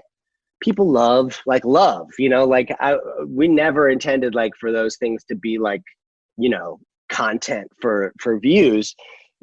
We're just putting out a thing that was real and that, meant a lot to us, and you get to see real emotion. And I just remember it felt really good that something that was just 100% authentic resonated with people and they kind of like want more of. And I feel like we just, like you said, you don't see a lot of that, and might be because I think magicians especially kind of were trained from a young age to kind of have a facade up, to have a mystique, to kind of portray almost a superhuman vibe, which is maybe was really cool in the 80s and 90s, and which, depending on who you are, you can pull off. But, a lot of people can't pull off. Like David Blaine is cool, and his whole demeanor, I think, maybe is what a lot of people have tried to imitate since then. But like, he's not trying to be cool. He's just that dude. He really is like this, isn't he? Yeah. He's really like this. You're like, he's like kind of mysterious and you don't know what he's thinking and you don't know if he's going to do a card trick or kill you, like he's cool. And he's even gotten cooler and more real in recent years. And I think magicians suffer from, and I did for a long time, from like a mimic syndrome, where we just try to imitate what we think we're supposed to look like. We try to kind of just replicate and go through the motion. So it was after I discovered that, wow, people really love just keeping it real. When we were putting the show together, I tried to fill as much real life stuff, real life home videos. And, in season 2, I think compared to season 1, we got much more autobiographical. And I saw it as a chance, obviously, to talk about fatherhood, because listen, like you run out of stuff to come up with, you kind of run out of material after a certain point. However, if you're living your life and you're going through real life stuff, you've got material all around you, So parenthood obviously was this new thing that I was going through, and there's plenty of material there. my mother going through battling Alzheimer's disease. I remember bringing that up in the writer's room, thinking about, man, it'd be really great to do something because you don't hear people talk about this ever. But a lot of people are dealing with that, or a loved one who's fighting that. And I feel like when there's issues that people don't talk about, it just kind of makes them feel alone. Like you don't need to have like tons to say about a thing, but if you're sharing a struggle, people who are also struggling feel seen, So yeah, that kind of became a real touchstone, I think, for the show. And yeah, I think people these days especially have such a good BS detector when they watch anything, like when they know what good acting and bad acting is like when they watch a movie. And then when they know when they watch a prank video on YouTube, they could tell this is bullshit. This is not real, or this is real. Like, people are just good. There's just this innate thing. And I feel like it's much easier to keep it real with people than it is to try to pull the wool over their eyes. Yeah, it's kind of like special effects. However good the special effects are in a movie, like the visual effects, like in the latest Star Wars films where they, literally replicate people's faces. You can see pores and sweat dripping out of these CGI characters. People still know that is not real. There's just this sense that we have as humans that for the non-real. And I feel like you can, like you said, if it's not organic, you can really feel it. So yeah, man, I just want to say thanks for sharing that with us on the show, man. My pleasure. It's cool because there's a lot of things that people go through, and it's good to kind of see, a rounded selection of kind of output from someone like yourself. Now, the show's packed full of magic, obviously. It's packed full of comedy. It's got some crying children in it as well. But one thing that there's fucking loads of is innuendos. Did you know that there'll be so many innuendos going into this? There's Sexual a lot, man. Innuendos? There's a lot of innuendos. Man. I mean, I got a few of them. I'd love to see if you could work out what the trick is if I play the innuendo. Please what have I got do. here? I've got what have we got? Maybe we've got this. Wow, it's so big and black. Oh my gosh. Wow, it's so big and black. Pulling a black umbrella out of a empty package. Now that is innuendo that didn't come from me. That's what she said moment coming from a spectator. So that's didn't see that one. Didn't see that one coming. Hell, hey! Isn't it too big? Can you? Okay. Oh no, it's actually a lady. Do you know what you were doing there? Yeah, that was face yoga. I was putting a Rubik's Cube in my mouth. That's right. Yeah, I've seen people tie knots in cherries. No, I don't think she was trying to be. I don't think she was trying to be sexual there. I think you're just out of filthy ears. And indeed. All right, this one's a bit more filthy. Get comfortable anywhere you want. Yeah, what do I need to do? You just need to be naked. Yeah, now that's not an innuendo. I'm at a nudist resort, and those are the rules. There's literally a sign off camera that said "No clothes allowed." So. How uncomfortable was it for you walking into a nudist area wearing clothes? Did you feel like you would? Did you get funny looks? Because that's quite offensive, isn't it? Yeah, there was a lot of talk leading up to that about, how do we go about this? Like, should I look naked but not be? Should I be wearing one of those flesh colored things? And we did bring one with us. And as soon as when I did that opening thing where I just walked in, you feel like such a fraud. You feel such a rule breaker. So, and I knew oh man, if I wear a fake thing and blur it out, I'm going to feel like it's missing the entire point of this place, because I think I went into that bit, you think what a nudist resort is about, and you kind of, you can crack jokes about it. It's a bunch of horny old men, but it's not that at all. It's people who are living the naturist lifestyle, and it's about, no judgment, taking the labels of society away so people can actually be people. And, 20 minutes into it, I was like, yeah, I kind of have to do this for real, unfortunately. So you made the call on the day to get your bits up? Yeah. What was that like, man? For somebody who isn't, because it's not in your nature to feel as a nudist does, who wants to, say, look, hey, I feel comfortable with my clothes off. So did you have a little I think I was having conversation. Yeah. Come on, man. Put on a good show for me today. Don't embarrass me. In the parking lot that morning, I brought some dumbbells just to, all right, let me do some curls here. So I, do some and push-ups. A wet towel as well. There's no workouts you can do for the other bits. Well, I'm sure there are. A wet towel, a wet cloth, a wet face cloth. That'll do it. Yeah. Oh, okay. It's a little bit of weight, and you can. It's a hot day though. Okay. But as soon as like people were sharing their stories, like because there's there were young people my age, young couples and stuff. Yeah. Not a bunch of kind of like pervy old people. Like it's not what you think it is. So yeah, man. And they were talking about how uncomfortable they were the first time and stuff. And I was like, oh yeah, you know what? This is gotta do it. Let's just do it. And it was you kind of do forget about it after a little bit. However, our entire camera crew was clothed because I think, part of Netflix's rule was kind of that everyone who went there had to have like a background check who was in our crew and everything like that. And part of the rules was just they can't be naked. Okay. For whatever reason. Union stuff, I don't know. Probably some union rules. 100%. I mean, did you feel a lot closer to your production team after that day then? I think they felt closer to me. Oh, hell yes. I don't know if I felt closer to them. Yeah. I mean, it was revealing. It was revealing. Look, I don't want to linger on this for too long, but I've had this conversation a number of times, and I feel like I can be real with you, Justin. Like, I'm the sort of man, if you say, don't look over there, I will look over to wherever I shouldn't be looking. Now, my head goes to the worst case scenarios, and I'm like, what's the most inappropriate thing that could happen if I am in an environment full of people who are nudists? And I'll be like, getting an erection. So the main thing I'll be thinking is, don't get hard on, don't get hard on, don't get hard on. How? I just have to share that, bro. That's absolutely, I mean, it's crazy. I asked him about that too, because, I was at a table where it was just all guys, because, and like, it's a natural human thing, they said, but, it's also somewhat inappropriate. So they're like, it's okay, just, you excuse yourself and you kind of step away and till you recover, or you go off on your own and handle your business, but luckily I remember thinking to myself, like, okay, thinking like, what if that happens to me? What do I do? And I think I was just so distracted with everything that was going on and the magic that I'm trying to do that it just wasn't an issue. Luckily, I didn't let myself relax enough to the point of erection. Yeah. So you didn't have to think of the queen. There you go, bro. I wish I did. Right, we'll do one more of these before we move on. How does it taste? Okay. Salty. How does it taste? Salty.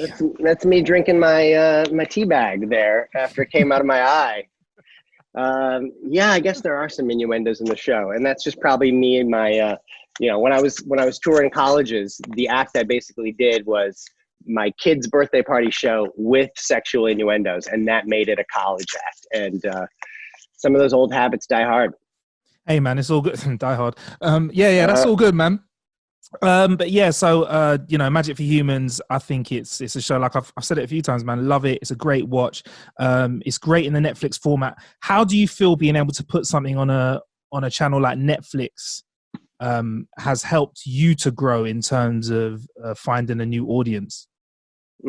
Well, I mean, being in on a service that's all over the world is mind-blowing. Like, it's very hard to kind of wrap your head around how many homes have access to your program at any time of day.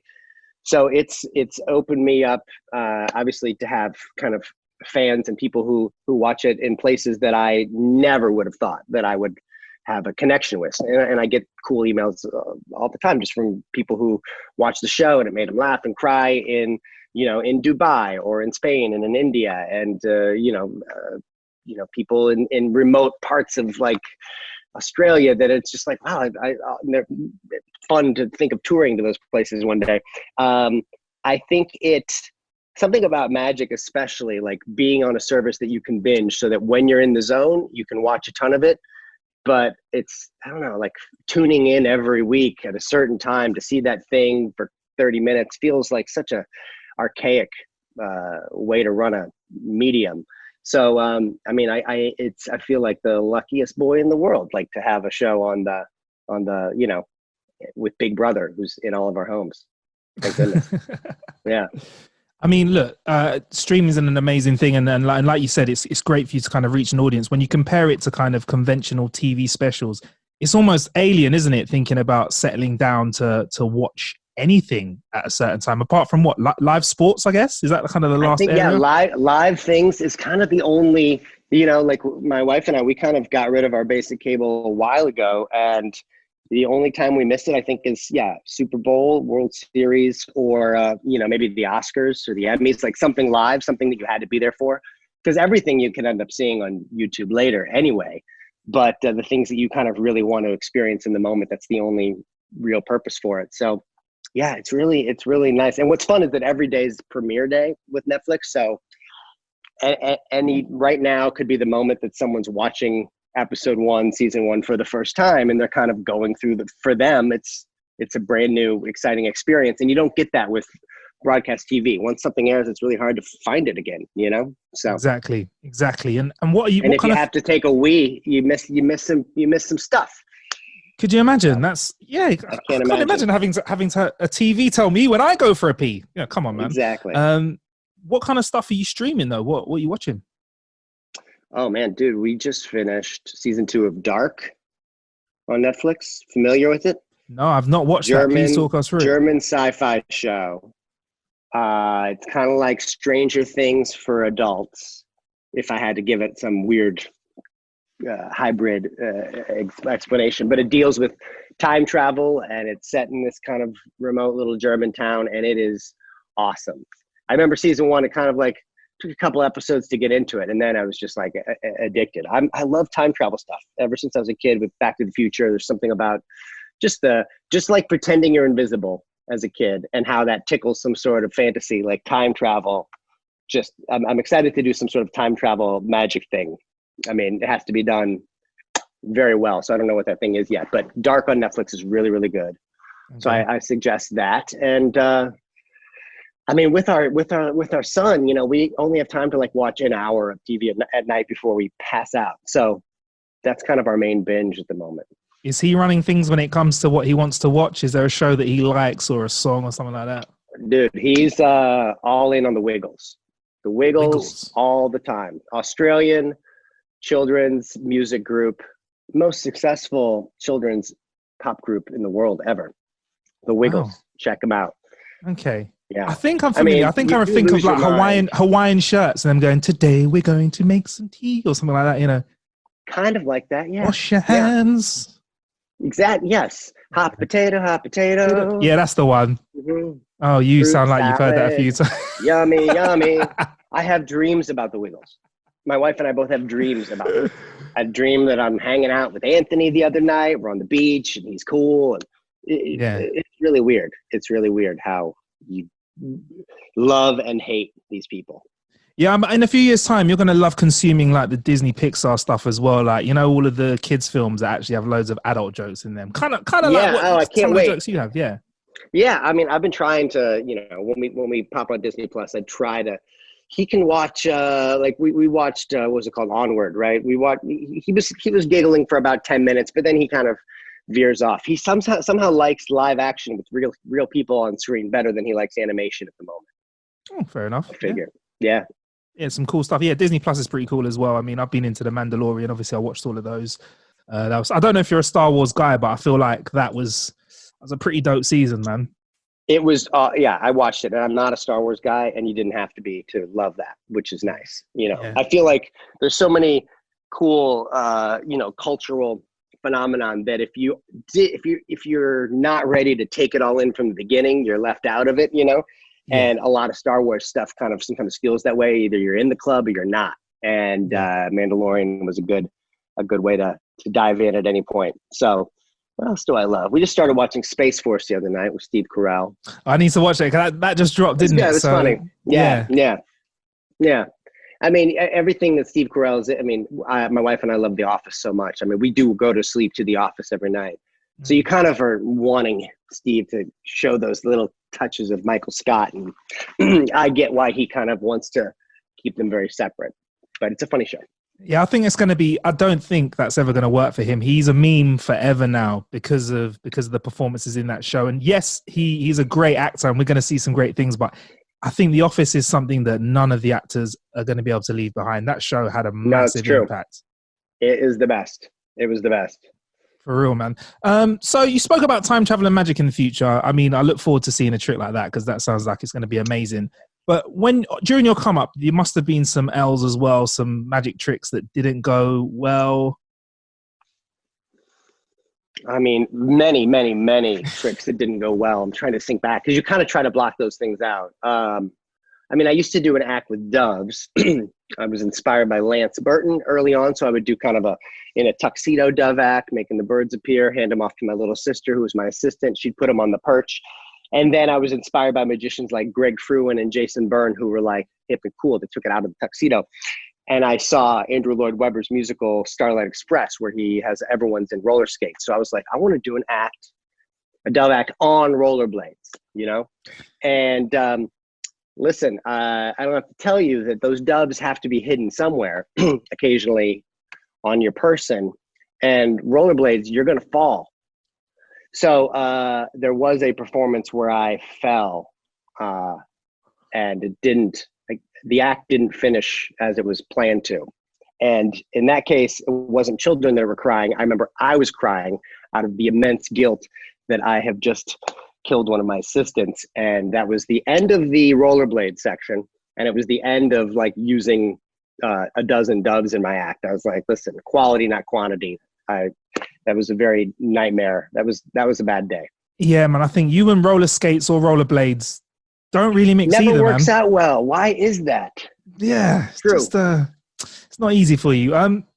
So in terms of tech that you're using around the home, it's really interesting. Before we press record today, you were like, I'm going to switch my AirPods out for my other AirPods. So you part of the gang that has found that AirPods are so comfortable that you just leave them in all day long and forget, and the batteries run. Oh, I do not leave them in all day. I try not to, just because I don't. First off, AirPods hurt my ears. I don't know. I have small ears. Do they hurt you? They're all okay. Yeah. Oh yeah, they hurt. They hurt. But I do. I have multiple sets of AirPods because I lose them a lot.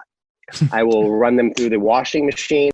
I will drop them in between a couch cushion and not find them for 6 months. You know, the little Find My AirPods button is supposed to make them chirp. I've never gotten that to work. So these are my wife's JS that I'm wearing right now. She's had to label her AirPods then. I labeled them for us. Just 'cause, and I always know the ones that are in pristine condition, those are hers, because she doesn't have the problem I have. Yeah.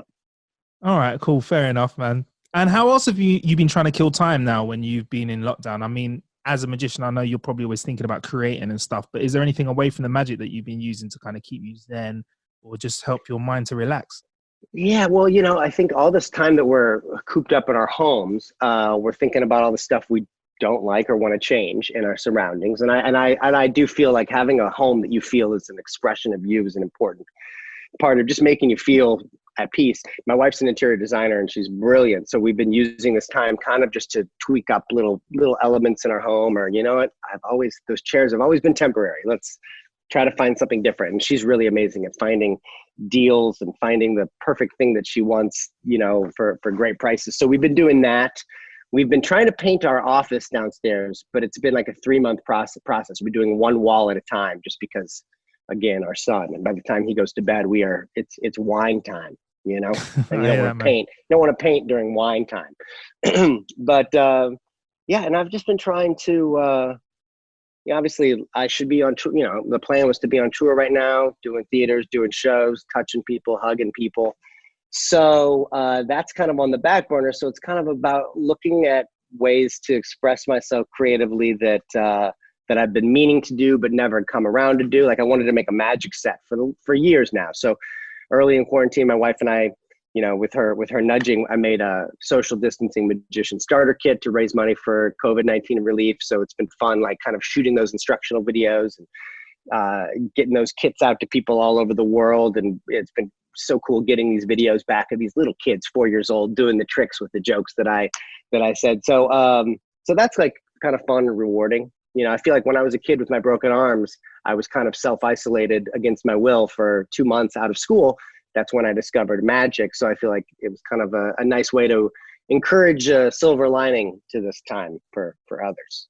Definitely. We'll be sure to put a link in the show description to link to that as well. Yeah. Because I saw that and it's really nice. You've packaged up. It's got a nice little box and yeah, it's fun. It's fun. Yeah.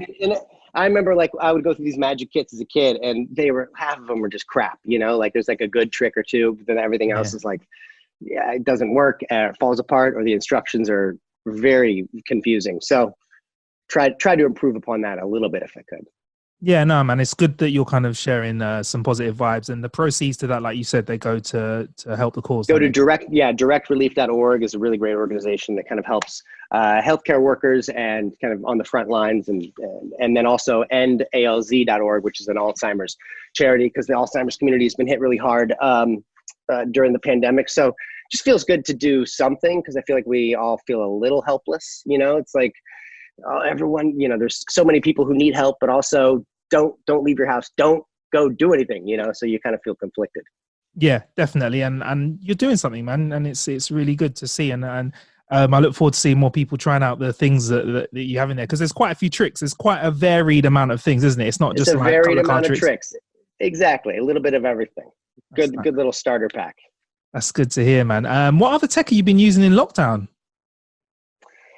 Well, let's see. Let me think of my toys and gadgets here. I've been in the market for an electric bike lately, because I like kind of putting my son in the little cab in the back of the thing and riding around, but it's exhausting because he's heavy. So I'm trying to find an electric bike, but I haven't dove into that yet. Let's see, what other fun tech do I use? I mean, we tried to like gradually make the home a little smart home, so you can kind of control stuff, control the fountain on the phone, and control the lights and all that. And I nerd out on that quite a bit. I did just get one of those electric massage guns. You know what I'm talking about? Yes. So that's hurting me quite a bit. It's not helped. I'm in pain. It's basically a hammering, like it's a power tool, but they put a rubber tip on it and call it a massage gun, but they don't really warn you that you need a professional. It looks like a violent sex toy. That's what it looks like. It looks precisely. Like yes. And it does. Sounds like it's fucked you back up. It has. Maybe it's the posture of which I'm sitting right now. But the tech I'm using the most is, I'd never used Zoom before the pandemic here. So being able to like have conversations with people on the other side of the world and to come up with ways to do magic within this box is kind of exciting. In creating Magic for Humans, we would come up with a theme for an episode and write ideas within that theme. And those limitations inspire great creativity as opposed to just giving yourself a blank page, It's hard to say, oh, you could do anything. What do you want to do? It's like, I don't know. What? I don't know. Fly, But if you say you could do something within this box, you kind of come up with clever ideas. Do you think, and God willing that we do, we're all able to return to an environment where we can enjoy your live show, but do you think that Magic and this format, kind of small screen or mobile vertical video, do you think that's where Magic's going to have to kind of grow into if you want to be known as a well-rounded magician? I think it's definitely now a key part of our arsenal. Like, I feel like, live shows will return. It probably won't be the same for a little while because Magic is really interactive. I want to borrow your bill or your phone or whatever. So those things, I think we'll have PTSD for a little while whenever the touching happens, and audience members will have to kind of have to come up with a way to put them at ease. But I think, if you've got to be able to be able to connect with people like this, it's not going to be the only thing, but I think it's a nice extra layer to add in, and it's not better than the real thing, but it is. It can make people feel the same feelings that they feel in a live show. Yeah. So that's nice. Yeah.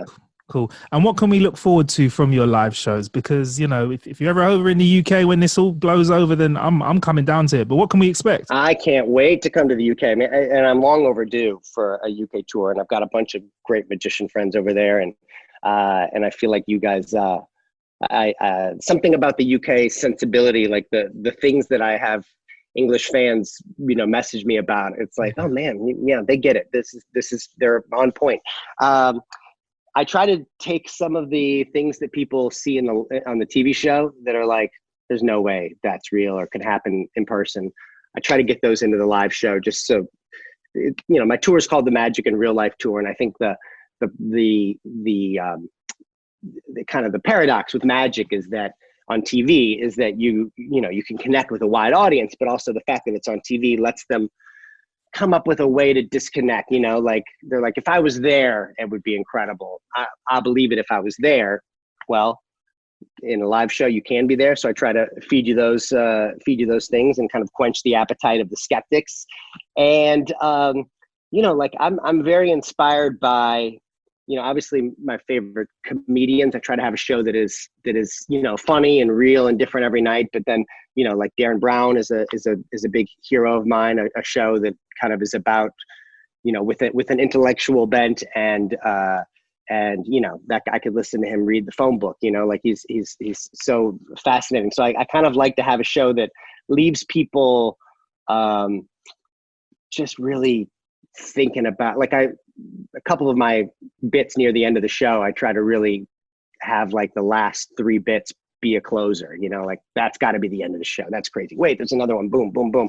Just because just like a good rock concert, I kind of want to, I'm obsessed with making people leave feeling like really they got their money's worth. You know, I kind of, it might just be the insecure magician comedian, you know, who's kind of always focused on that one person who's not enjoying the show and you want to go overboard to impress them.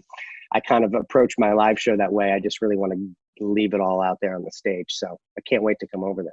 I hear that, man. That's a really good analogy, actually, because when I used to DJ in the clubs, there was that one person that, you know, you'd be smashing the club, rocking the club, and there'll be the one person with their arms crossed looking at you like, is that it? Yeah. Cool.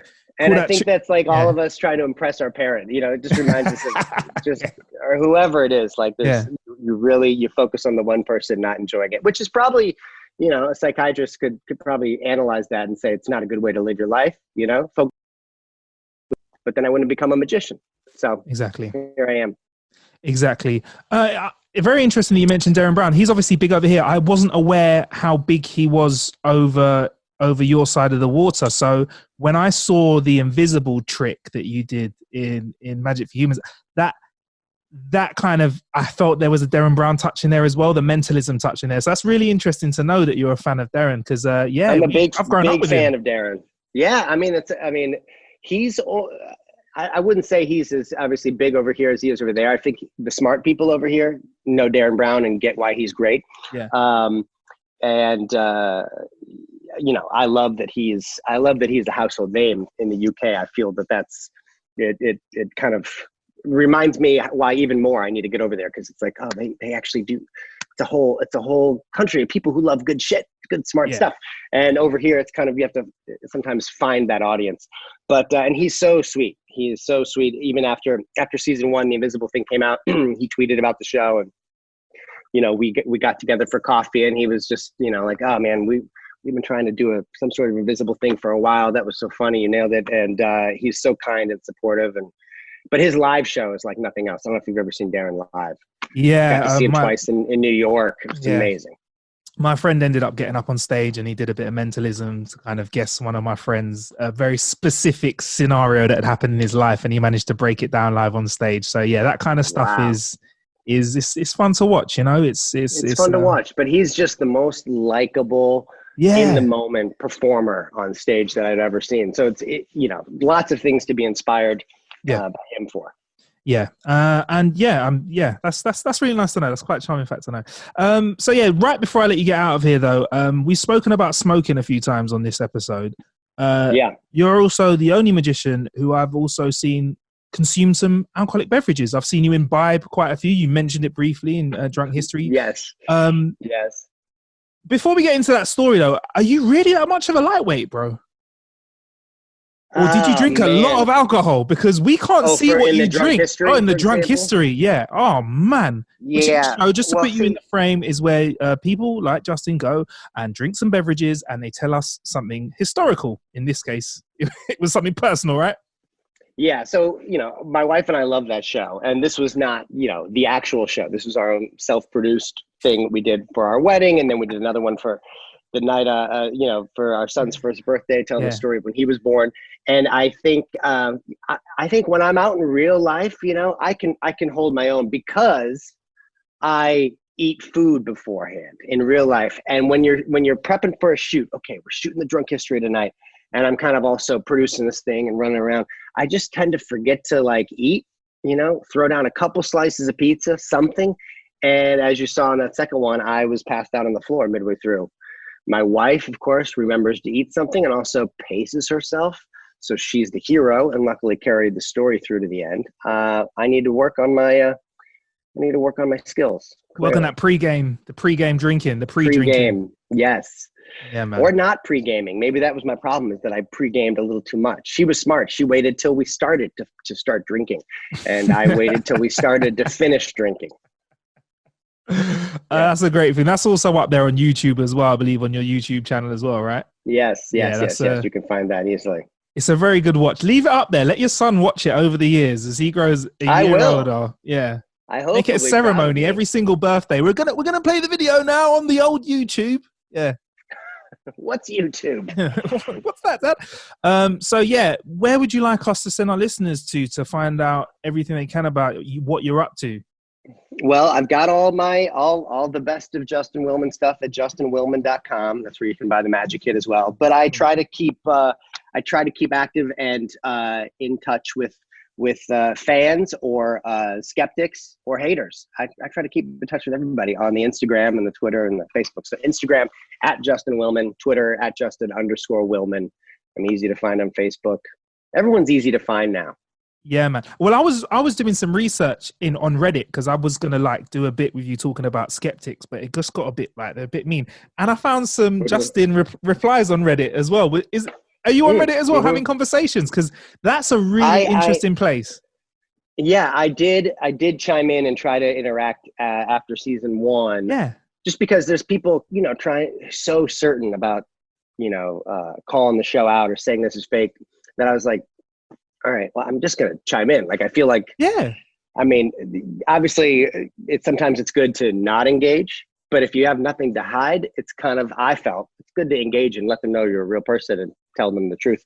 So, I would chime in. Sometimes it's a lose-lose, because people are just hell bent on thinking. Yeah, that's all right. I can say a few dicks. It's all right. We can just put it out there. Arseholes. Yeah, there's some dicks out there. Yeah.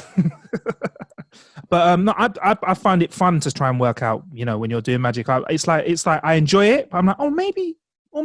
And I find that's a cool part of it. Some people sit there and get really angry, like, oh, he's tricking us. I'm like, it's meant to be fun. Enjoy it, It's funny. It's like these days you're talking about like how people have these BS detectors with movies and special effects. It's kind of when it comes to magic, it's like sometimes depending on the mindset of the person, if they're just bound to be a hater, if the magic is really, really good and they don't understand how it worked, then it must be fake. That's what they think. Or if the magic is not really great and you can see how it works, well, then it sucks. You know what I mean? As opposed to just thinking like, hey, we worked really hard to do this with an amazing magic team. If you don't know how it works, doesn't mean it just means that we did our job and we gave you a little bit of wonder, and that's what it's all about.